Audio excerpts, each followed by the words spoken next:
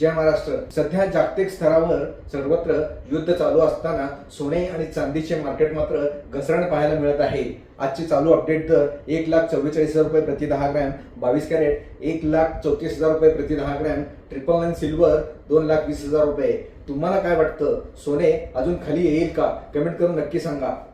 तज्ज्ञांच्या अंदाजानुसार येत्या काही दिवसामध्ये सोन्याचे दर 1,30,000 पर्यंत आणि चांदीचे दर 1,80,000 पर्यंत येऊ शकतात. होय, तुम्ही बरोबर ऐकलात. सोन्याचे दर 1,30,000 रुपये आणि चांदीचे दर 1,80,000 पर्यंत येऊ शकतात.